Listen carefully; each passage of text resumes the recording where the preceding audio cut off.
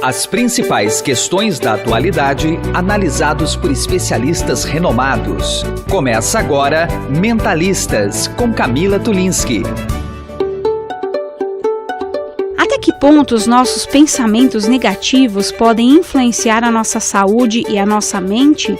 E o envolvimento com pessoas ditas reclamonas ou com humor deprimido pode nos contaminar também? Como driblar essa situação? É o que vamos desvendar agora aqui no Mentalistas. Para falar sobre o assunto, eu convidei o farmacêutico homeopata Jamar Tejada, especialista em ciências homeopáticas. Tudo bem, Jamar? Tudo bom, grande prazer estar aqui, Camila. Espero ajudar as pessoas, um pouco de medicina natural, vamos dizer assim. Muito bom, obrigada pela presença. Eu agradeço. Do outro lado da bancada aqui do Mentalistas está o psiquiatra Ricardo Abel Evangelista, diretor do Núcleo Paulista de Especialidades Médicas. Tudo bem, doutor Ricardo? Tudo bem, Camila. Espero poder contribuir também com o aspecto psiquiátrico, a ver com a saúde mental envolvido com o tema. Bom, vou começar com o Jamar. De que maneira essas energias negativas, que muitas vezes vêm da gente, quando a gente fica pessimista, ou das pessoas que estão ao nosso redor, elas podem influenciar a vida do sujeito, a vida do indivíduo? Conta pra gente. Bom, eu como farmacêutico homeopata, eu busco sempre o trabalho através da física quântica. Até porque a homeopatia ela é explicada através da física quântica. E a física quântica ela fala muito nessa questão de energia, de moléculas, que elas estão relacionadas com esse campo vibracional. Existem as pessoas negativas que, de acordo com a física, elas têm um campo vibratório mais negativo ou mais positivo. Quando você diz campo vibratório, explica melhor pra gente. Vamos dizer o que a gente chama de aura. Pode ser aura, vamos dizer assim. Independente de religião, seria a tua energia, tua energia circundante. Então, independente da pessoa ser uma pessoa mais positiva nas ações, ela pode ser uma pessoa mais carregada, vamos dizer assim. E isso é explicado, tu pode fazer um teste em casa mesmo com blusão, quando tu tira o blusão no frio e sente aquela energia, são pessoas que a gente chama de vampiras, que elas conseguem carregar mais essa energia. Mas isso é a questão energética dela. E existem as pessoas mais positivas e negativas de personalidade. Aí são pontos diferentes.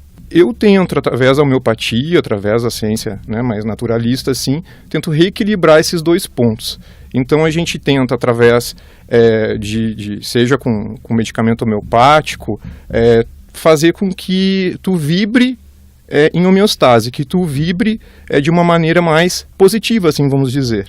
E é óbvio que quando você tende a ter uma postura mais positiva em relação à sua vida, você tende a ter um equilíbrio mais positivo em sua saúde.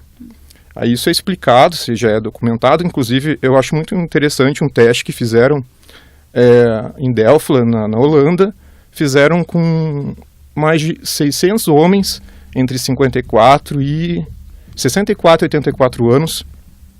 E eu achei interessante que pesquisaram eles por 15 anos. E fizeram um teste de personalidade e viram que essas pessoas que eram mais positivas, elas tiveram nesses 15 anos menos problemas em relação a 55% menos problemas cardíacos. Então, independente da questão energética que eu estava falando, são pessoas que têm uma postura positiva durante a vida, ela tem uma resposta mais positiva de saúde, a gente focando na questão saúde. É óbvio que essa alteração de saúde, essa alteração energética, quando você tem esse pensamento positivo, você tende a reequilibrar mais os teus hormônios. A gente tem os hormônios, que depois o Dr. Ricardo pode explicar melhor até do que eu, fisiologicamente, que trabalham essa questão emocional. Quanto mais negativo, quanto mais pessimista, geralmente a pessoa é mais irritada e tende a ter um maior nível de cortisol. Quanto mais cortisol, tu acaba tendo uma supressão da tua imunidade. E a gente já falou muitas vezes aqui no programa Mentalistas o quanto que o cortisol pode ser danoso na saúde do sujeito. Mas eu queria saber na mente desse indivíduo, Já temos essa explicação quântica aqui do Jamar falando sobre esse assunto, mas e no cérebro? O que acontece com todas essas energias, as positivas e as negativas? Quais são as funções cognitivas que ocorrem? Conta pra gente. Bem, então eu gostaria de iniciar colocando um ponto de vista interessante, que é uma opinião. As emoções, eventualmente, são rotuladas, né, de forma bem maniqueísta, né, entre emoções boas e más, entre emoções positivas e negativas, as que fazem bem e as que fazem mal. Algo bastante polarizado, vamos dizer assim. A vida psíquica do indivíduo, ela é construída com base em todos os tipos de emoções. Veja, emoções que, pelo fato de serem ruins de serem sentidas, não necessariamente são sinais negativos de saúde mental. Exemplo, raiva, tristeza, medo, são emoções instintivas, naturais do indivíduo, e elas não significam exatamente que o indivíduo está doente. Ele apenas reage ao meio. No caso do medo, pode até garantir sobrevivência em alguns Exatamente, casos, exatamente. Do ponto de vista evolutivo, o medo tem uma função na sobrevivência de múltiplas espécies, não só de mamíferos, mas enfim. A grande questão que a psiquiatria tenta filtrar é quando estas emoções começam a ficar extremamente duradouras ou intensas demais, sem que o indivíduo consiga retornar ao seu ponto de equilíbrio original. Então, é natural uma pessoa reagir com medo, ou de forma pessimista, ou de forma triste, ou enfim, de acordo com o que aconteceu. Porém, quando emoções desse campo começam a se alongar e se intensificar demais e o sofrimento da pessoa não passa, não cessa, não cede, pode ser que aí já se instalou um estado patológico. Estados patológicos nem sempre cessam por si só. Eventualmente, o indivíduo precisa se lançar numa investigação com um profissional tecnicamente preparado para que seja discernido se o estado é de fato patológico. E se for patológico, há sim alterações em sistema nervoso central que podem ser reequilibradas com algumas técnicas, não só farmacológicas, mas também de psicoterapia e outros hábitos de vida que podem ser reorientados, que num conjunto ajudam o indivíduo a se reestruturar. Mais para frente a gente vai falar sobre as técnicas para driblar tudo isso, mas eu ainda quero ficar nessa questão, pegando o gancho da patologia. Tem muita gente que é reclamona, né? Ó vida, ó céus, isso só acontece comigo, tem até desenho animado, né? Enfim, as pessoas são reclamonas e tudo mais. Mas por que isso acontece? É inato desse indivíduo? Ele já nasce assim? Ou não? Ele de fato pode ser contaminado com as outras pessoas? Pegando como gancho essa questão da energia, né? As emoções, a gente está aberto a sentir elas todos os dias. Agora, o problema é como que o indivíduo consegue interpretar isso dentro dele. Então, tem pessoas que não reagem. Por exemplo, você pode terminar com um namoro hoje e tem pessoas que já partem para outra, que bom, não era para mim e tal. Outra pessoa que entra numa depressão profunda durante anos, né? Então, depende como que tu vai ter, como é que essa exposição sua frente aos acontecimentos. Tu já tem uma personalidade, né? A gente acredita, de acordo com essa corrente homeopática, né, que cada indivíduo já tem uma personalidade inata. Mas é óbvio que o meio, né, o fenótipo vai interferir. Se você foi criado com uma atitude negativa de um pai, de uma mãe, vai ser mais difícil de você ter uma postura mais positiva diante das coisas. Por exemplo, sempre tem aquela história, né, dos filhos, né, do filho preferido, o outro. Então, mas o teu irmão não sabe. Mas o teu irmão não vai bem, vai você, porque se você sempre for interpretar a sua ação da sua mãe, você realmente acaba entrando aquilo no seu inconsciente, que eu não sou capaz. Então, você acaba tendo uma postura já pessimista para as coisas. E isso vai interferir em tudo. A gente vê hoje, assim, que muitas correntes positivistas, né, hoje os livros que mais vendem são de autoajuda. E você pode ver que todos os livros de autoajuda, eles têm uma corrente, a gente chama de holismo, que é essa postura positiva diante da vida, né? O Segredo, Somos Todos Um, né, que foi um grande sucesso. Eles trabalham com holismo. E o holismo, o que é? É essa visão positiva diante das coisas. Quando a forma que você interpreta o meio e a energia que você joga positiva para o universo, né, é claro que isso aí é um treinamento, não é fácil. Não é de um dia para noite. Se você foi criado, né, com um pai que está sempre te colocando para baixo, né, você mesmo se acha incapaz. Você vai já num livro desses já desconfiado, mas você não vai adiantar para mim. Tem que né? ter muita resiliência. Exatamente. Você tem que se forçar, né, para essa postura.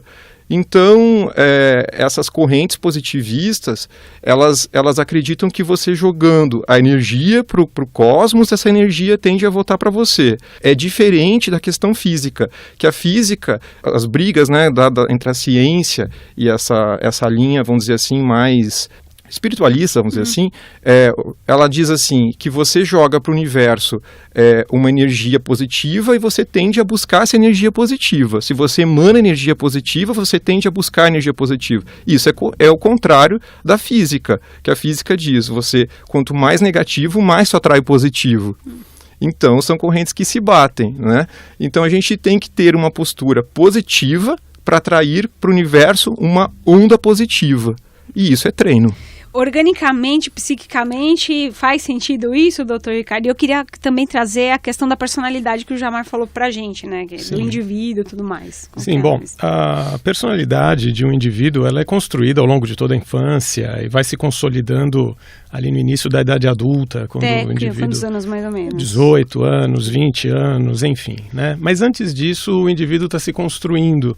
A gente brinca dizendo que, eventualmente, o indivíduo vem de fábrica com um software básico como o DOS, que roda no computador, sobre o qual se instalam mais informações e atualizações que são, na prática, as experiências vividas na infância, boas e más, a educação que o indivíduo recebe, o acolhimento, o afeto adequado, os limites que lhe são impostos, né? Limite não necessariamente é uma coisa negativa, hein, pessoal? Às vezes é muito necessário, inclusive, né? Porque se a pessoa não recebe limites naquela época da vida, o mundo vai impor limites de um jeito mais doloroso mais para frente. A pessoa vai perceber que ela não pode simplesmente ser o que ela é, onde ela quer, do jeito que ela quer, porque há limites a serem respeitados, quer ela queira, quer não. Se ela já tem esse treino, a tendência é que ela funcione melhor na vida adulta. Mas enfim, e a personalidade se constrói basicamente em duas metades, né? Uma parte que nós chamamos de componente moral e outra parte que é o componente do temperamento. O componente moral seria uma parte mais relacionada a regras, a certo e errado, isso pode, isso não pode. Isso constitui a moral de um indivíduo que não necessariamente vai ser igual a de outro. Dentro de um meio sociocultural mais ou menos parecido, existe uma tendência que a noção de moral das pessoas seja parecida, mas nunca idêntica. E a outra parte, o temperamento, tem a ver com a construção emocional da pessoa, afetiva, os laços afetivos que ela é capaz de construir ou não. Dentro do aspecto de temperamento, uma pessoa pode eventualmente ir se construindo de forma mais pessimista frente às coisas, ela pode ir se tornando meio que sinônimo do desânimo, ela pode ir perdendo um pouco das energias a ver com a ousadia, com a vontade de realizar e coisas assim. A origem disso, é claro que em psiquiatria nós justificamos mais observando as experiências que a pessoa vivenciou ou não, isso tudo de forma bastante mista com a genética que a pessoa carrega, afinal, como o colega mencionou, a questão do fenótipo. Para os ouvintes que não sabem do que se trata, fenótipo é o resultado final da interação entre a carga genética que o indivíduo já traz de nascimento, que herdou, portanto, de seus ancestrais, e as interferências do meio ambiente. Portanto, eu posso ter, sem saber, uma carga genética que me favoreça a determinada doença, e caso eu sou exposto a uma situação que pode deflagrar essa doença, de fato ela se deflagra, ok? As doenças diferentes em medicina em geral, não estou falando só em psiquiatria, elas podem ser mais influenciadas por genética e menos por ambiente. Outras, mais por ambiente e menos por genética. Mas parece que há sempre, na maioria das vezes, um equilíbrio mútuo entre essas duas forças, genética e ambiental, resultando no tal do fenótipo. No caso do temperamento, no caso da moral, no caso das construções emocionais do indivíduo, isso também existe, por incrível que pareça. Genética e emoções têm alguma ligação. Eu fico pensando no senso comum que sempre fala, o meu filho é temperamental. Ou então a pessoa usa isso como argumento, né? Sou temperamental, para dizer que é uma pessoa mais rígida ou mais brava, enfim. Eu queria a opinião de vocês sobre esse termo tão popular. Tá adequado ou não tá adequado? Eu gostaria de colocar, com a licença do colega, só que muitas vezes termos da área mais técnica em medicina acabam caindo no gosto popular e as pessoas usam termos de forma talvez ingênua ou mal colocada, né? Dizer que uma pessoa é temperamental, nesse sentido que você falou, quer dizer que ela pode ser talvez turrona, uma pessoa difícil. Não é exatamente esse o significado que eu coloquei aqui agora há pouco, né? Da mesma forma, só para usar esse tema que você colocou de pessoas que pegam nomenclaturas de uma área técnica e usam indevidamente, por exemplo, a palavra depressão. Hoje em dia as pessoas não dizem mais, eu estou triste, as pessoas dizem, eu estou deprimido. Tecnicamente, não é bem assim. As pessoas podem e devem se entristecer caso ocorram coisas tristes. Estranho seria o oposto. Aconteceu uma coisa muito triste na vida dela e ela fica extremamente feliz e empolgada, merece uma avaliação mais profunda, né? Merece, com certeza. Mas a depressão, esse termo técnico para ser aplicado, ele precisa ser extremamente criterioso. O indivíduo tem que ser muito bem avaliado para que você colhe esse rótulo desse diagnóstico nele. E isso é fundamental, porque sem diagnóstico não há intervenção correta. Sem intervenção, a pessoa pode perdurar um quadro desse cronicamente. Pegando esse gancho do termo popular, né? Eu sou uma pessoa temperamental e do senso comum. Se a pessoa ficar dizendo isso, ela também acaba atraindo para si uma coisa que é negativa, quer dizer, no caso a gente está usando esse termo aí, depende, né? mesmo como o colega falou, né? Eu acho que como que tu vê a palavra temperamental. Eu já acho positivo falar que a pessoa é temperamental, porque ela é mais sensível às ações do meio. São pessoas que têm maior capacidade de interpretar uma reação, né? Eu estranho quando a pessoa é muito apática para as respostas, né? Por exemplo, a pessoa que passou por um episódio muito pesado na vida, muito triste, a perda de algum parente, alguma pessoa muito próxima, e não se abala com nada, né? Seria uma pessoa que não tem tanto temperamento. Então, acho que depende como que você vai colocar. Eu achei bem colocado o que ele falou, né? Que hoje a gente usa os termos de forma errada e todo mundo se diz hoje deprimido. As pessoas hoje querem mascarar os sentimentos, querem mascarar as emoções, buscando, né, um medicamento, seja ele medicamento natural, seja alopático, o que for, porque tem preguiça de viver o momento, né? Ou tem medo de viver o momento, né? Sofrem a perda, como eu citei, e já quer buscar alguma, como se diz, alguma alça, né? uma bengala para não ter que passar por aquilo. E isso não está certo. Eu acho que a gente tem que passar por momentos, existem dificuldades, todo mundo vai passar por dificuldades na vida e a gente tem que saber segurar. O saudável é tu saber confrontar esse dia a dia. É óbvio que não é fácil para todo mundo, e quando você vem já com um pensamento muito negativo, né, você tem uma forma, não vou dizer pensamento negativo, uma forma pessimista de enxergar as coisas, você vai se abalar mais forte. Falando ainda assim em relação à saúde, é fato que todas as pessoas que têm problema, que vivem se queixando, ela tem um fundo emocional. É raro não ter uma questão emocional relacionada à dor, ao que for. A medicina oriental trabalha muito com isso, né? Então você pode perceber, até fizeram um estudo em Harvard, que eu acho bem interessante, que pesquisaram tipos de personalidade, né? E mandaram as pessoas dizer assim, quando falava tal sentimento, quando a gente fala sobre tal sentimento, você sente alguma dor quando você fala sobre tal assunto, e viam que era pontual, que sempre que se falavam, sempre que eram pessoas que tinham uma personalidade de segurar mais o peso do mundo, que é segurar tudo para si, tinham problemas nas costas. Pessoas que eram mais duras em relação à vida, que não aceitavam mudanças, tinham problemas nas articulações, porque elas não querem movimento na vida delas. Isso é uma resposta da tua personalidade né, que reflete no teu organismo. E assim como reflete no teu organismo, é óbvio que você tendo, de novo, eu volto a reforçar, né, uma atitude positiva gera uma postura de vida positiva, né? Revista Mente e Cérebro, uma parceria de conteúdo com o programa Mentalistas. Vamos agora falar com a psicóloga, a psicanalista Gláucia Leal, editora da revista Mente e Cérebro, nesta parceria com o programa Mentalistas. Tudo bem, Gláucia? Tudo bem, Camila? Tudo certo. Bom, vamos falar especificamente sobre dor e a revista Mente e Cérebro traz um especial a respeito desse assunto. Quais são os artigos que vocês trouxeram na edição agora, hein? Camila, a gente está falando um pouquinho sobre essa questão tão grave que é a dor crônica. A Organização Mundial da Saúde estima que hoje no Brasil exista um universo de 70 milhões de pessoas que têm um quadro de dor crônica. E a dor crônica ela está associada a sintomas depressivos, a sensação dolorosa compromete as interações sociais e afetivas, claro que vai comprometer o trabalho, a capacidade produtiva, intelectual, e cada vez mais especialistas estão concordando que mesmo que os medicamentos mais potentes, eles muitas vezes não são suficientes para ajudar essas pessoas, né? E aí é preciso recorrer a outras maneiras de ressignificar essa experiência. E isso passa muito pela questão da psicoterapia. Os pacientes muitas vezes se sentem presos numa situação delicada, né? Eles tomam cada vez mais remédios para conter o desconforto e vão se sentindo enclausurados no próprio corpo.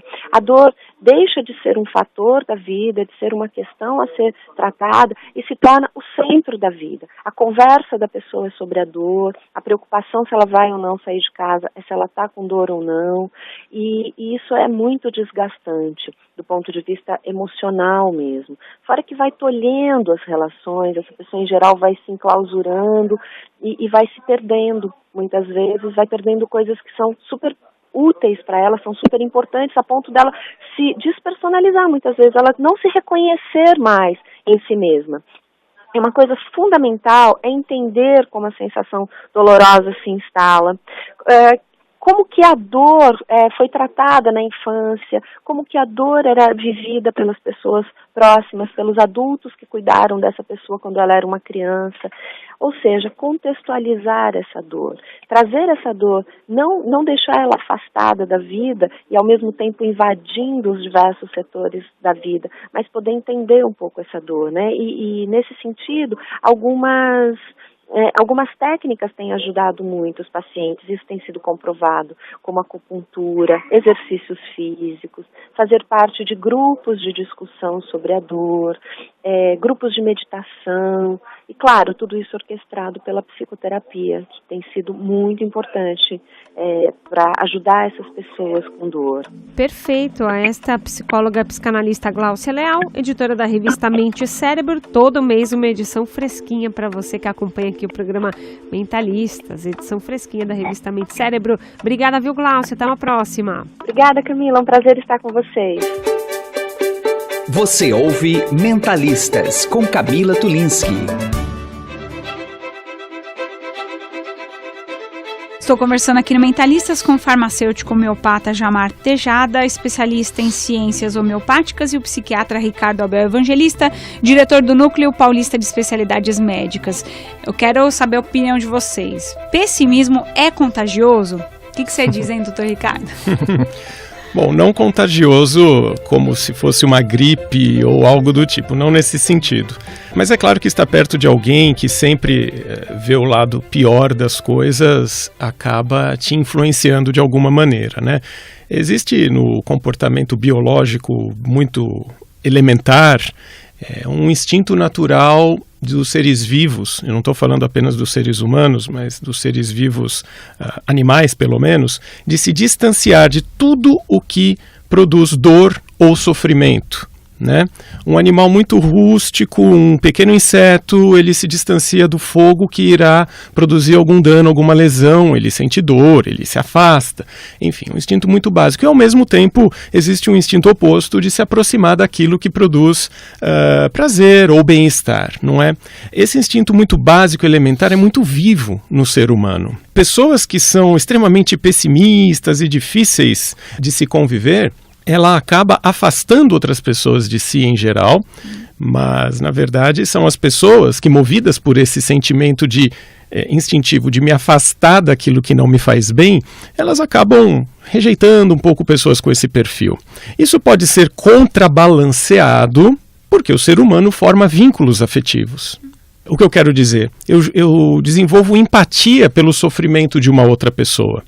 A exceção são os psicopatas, os sociopatas, isso é outro capítulo, mas pessoas com uma vida emocional saudável, elas têm empatia pelo sofrimento de outra pessoa e se solidarizam, tentam ajudar, tentam oferecer o apoio.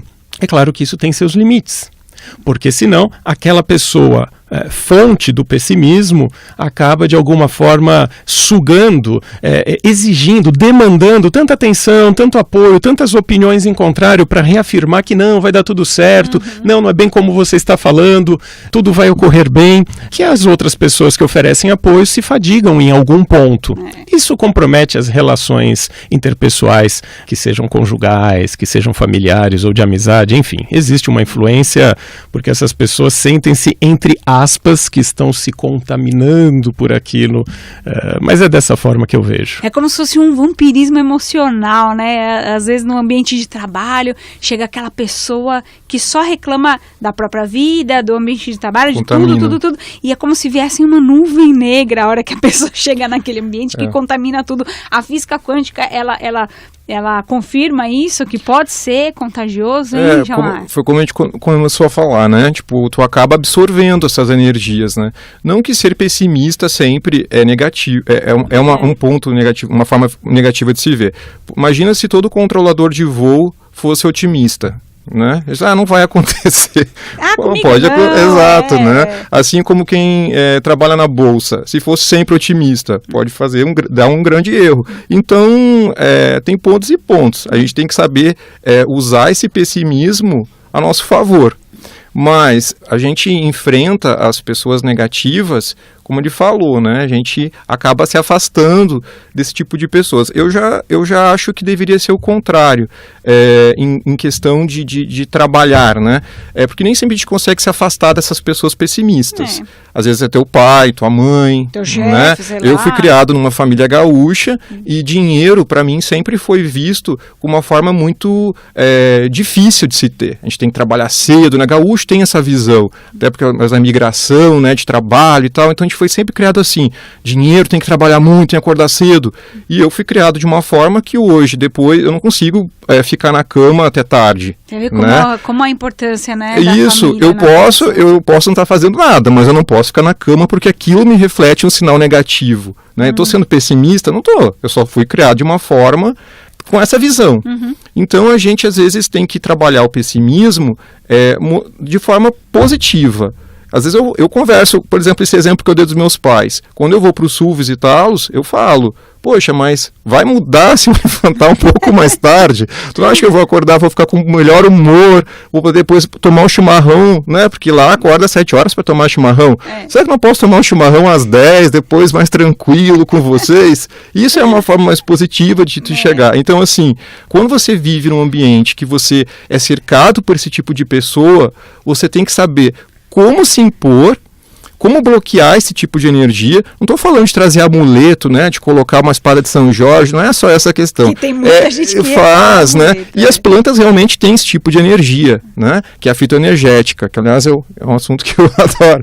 Mas independente de você estar usando um amuleto ou não, a forma com que você vai se colocar à frente dessa pessoa, tem que cuidar porque isso pode refletir em ti. Porque geralmente uma pessoa muito pessimista, quando você ataca com informação muito, com palavras de muito afeto, ela vai te responder de uma forma mais negativa, porque ela não aceita aquilo ali, né? Então, assim, ou por vezes ela até gosta daquilo e aquilo retroalimenta. Mais uma corrente, né? Mas assim, vai chegar um ponto que ela vai ver que não vale a pena ficar te atacando, que vale mais a pena ceder, né? Então, a gente tem que saber como que vai colocar essa postura, como vai ser essa postura para fazer com que aquela energia não vá contra o seu ritmo, né? Eu acho interessante, fizeram uma pesquisa, se eu não me engano, foi na universidade, eu e minhas pesquisas, né? Acho que foi na Universidade da Califórnia, se eu não me engano, eles fizeram essa questão da empatia, né? A medicina vê muito o positivismo como uma questão de empatia. Às vezes a gente tem uma pessoa que a gente não foi muito com a cara. Não sei, não bate o meu santo com a dela, né? Como costuma falar. O que perceberam assim num estudo? Isso foi feito com física. Todo mundo tem uma batida do coração, óbvio, né? Tem uma batida, mas nenhuma batida é igual. Cada pessoa tem uma batida única. Quando ocorre a batida do coração, ela projeta uma onda eletromagnética, né, de uma onda de som. Então vai aquela onda. Então vamos supor aqui, eu, a Camila e o Dr. Ricardo. Aqui a gente tem 3 ondas que estão em constante evolução. Às vezes a minha onda não entra em sintonia com a sua, que é o que a gente fala, meu santo não bateu com dele. E isso é energia, é física quântica. Puxa, interessantíssimo isso. Daria para fazer um programa só sobre isso, mas ainda, infelizmente, a gente está quase na reta final aqui no Mentalistas. Mas eu queria que o Dr. Ricardo explicasse para a gente se é possível resolver a vida de quem é vida, ó céus, o pessimista clássico, quando já é patológico, quando você já tem, né, uma questão mental instalada de fato. É possível fazer tratamento? E se sim, que tipo de tratamento? Para as pessoas que estão nessa situação, que conhecem alguém nessa situação, né? Sim, Camila, essa colocação sua foi fundamental, desde que seja num estado patológico. O pessimismo, ele não necessariamente é um estado patológico, isso tem que ficar muito gravado para as pessoas, isso pode ser apenas um traço de personalidade, uma característica do indivíduo e que, se for isso, apenas um traço de temperamento, a pessoa pode se esforçar para modificá-lo. Ela precisa gastar bastante tempo pensando a respeito, em como ela reage, em como ela age, para detectar se existe um traço pessimista na sua personalidade de fato. Se isso for muito difícil de ser identificado, é interessante que ela ouça o que as pessoas que convivem com ela têm de opinião sobre ela. E caso continue muito difícil, mergulhar num processo de psicoterapia pode ser extremamente vantajoso, porque a pessoa vai escavar nas profundezas, né, da sua personalidade, tentando identificar de onde vem tanto pessimismo. Agora, do ponto de vista patológico propriamente dito, quando o pessimismo ocorre em doenças, ele não vem sozinho. A gente não chama uma pessoa muito, muito pessimista necessariamente de ter uma doença mental. A psiquiatria, ela se organiza com base em síndromes, que são conjuntos de sinais e sintomas que organizam os diagnósticos em saúde mental, certo? O pessimismo, em patologias, veja bem, em doenças, ele ocorre predominantemente na depressão, não é? Chamada depressão maior, ou num estado chamado distimia, que é o estereótipo, é aquele desenho animado antigo que você fez menção agora no início, do Hippie Hard, né? O leão e a hiena. A hiena era o típico distímico, sempre vendo um viés pessimista, nunca vai dar certo, sempre reclama, sempre falta um ânimo, uma energia de motivação para fazer coisas novas, enfim. Esse estado distímico, ele é um estado bastante crônico, aparentado do estado depressivo, é verdade, e que inclusive pode ocorrer em concomitância, o que nós chamamos de depressão dupla. Repito, não basta ser pessimista para ser portador de depressão. É necessário que haja um mosaico de outros sinais e sintomas que se aglomeram por um tempo prolongado e que a pessoa não consiga simplesmente se desprendendo daquilo, que aquilo não passa. O sofrimento tem que ser marcante. A pessoa precisa sentir que aquilo impactou de fato nos seus convívios sociais, nos seus convívios familiares e até impactando no seu desempenho de trabalho. Quando isso acontece, aí sim o pessimismo faz parte de um cenário patológico. Pode ser tratado, a psicoterapia também se aplica, mas não apenas. A farmacoterapia é bastante eficaz hoje em dia para o tratamento de síndromes depressivas ou até mesmo no estado distímico. Quando o pessimismo faz parte do construto de temperamento do indivíduo, nesse caso a farmacoterapia não tem nenhuma ou mínima interferência. É diferente. Por isso, na dúvida, busque uma avaliação. É isso aí, na dúvida, não se conforme que você é o pessimista porque você nasceu assim, porque é o seu temperamento, porque 1000 coisas. Na dúvida, procure um profissional. A homeopatia pode ajudar também? O que você conta pra gente, Jamar? A homeopatia hoje, ela vem sido cada vez uma ciência tão antiga, né? E ela está, por incrível que pareça, cada vez mais tomando força. Eu, como farmacêutico, digo, né? Quanto mais se estuda a alopatia, mais se teme ela, né? Porque quase todo medicamento alopático sempre vem uma resposta, tem uma resposta positiva, mas tem uma resposta negativa também, vai refletir em outro campo, com efeito colateral. Agora, na homeopatia, a gente tende sempre, o objetivo é a cura. Então, a homeopatia, ela não tem, como ela trabalha energia, ela não tem uma resposta com tanto efeito colateral quanto o medicamento alopático.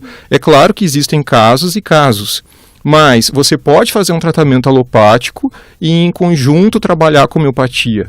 Né? Hoje, até outra coisa que está sendo muito utilizada, que fora os medicamentos tradicionais, são os probióticos, né? Fazer um tratamento com probióticos, que são os lactobacilos, né? Para trabalho de controle desses equilíbrios emocionais. Então, assim, eu fico meio com medo, né, vamos dizer assim, quando uma pessoa, como o doutor citou, né, já se diz deprimido, né, e já busca um tratamento alopático e não busca uma forma natural. De repente, você pode começar um tratamento natural e ver como é que vai ser essa tua resposta. Ao invés de já passar para um tarja preta, né, como a gente chama, boleta, como as pessoas falam, né. Então, assim, busca antes claro, buscar uma orientação, ver qual que é o teu caso, mas buscar com um profissional se não tem uma forma mais leve de se tratar isso, ao invés de já começar com um produto tão forte. Que 50% das pessoas que eu trabalho é justamente para desintoxicação de alopáticos. Isso é muito triste, por isso que a homeopatia vem crescendo, essa medicina naturalista, né, com nutracêuticos, o que for, vem crescendo tanto. Agradecendo a participação do farmacêutico homeopata Jamar Tejada, especialista em ciências homeopáticas, e do psiquiatra Ricardo Abel Evangelista, diretor do Núcleo Paulista de Especialidades Médicas. Obrigada pela presença de vocês, viu? Agradeço a oportunidade. Um bom dia a todos. Obrigadão, espero que a gente tenha ajudado, né? Muito bom. E você, ouvinte, pode acompanhar todas as edições do Mentalistas no nosso portal estadão.com.br. Até a próxima. Você ouviu Mentalistas com Camila Tulinski.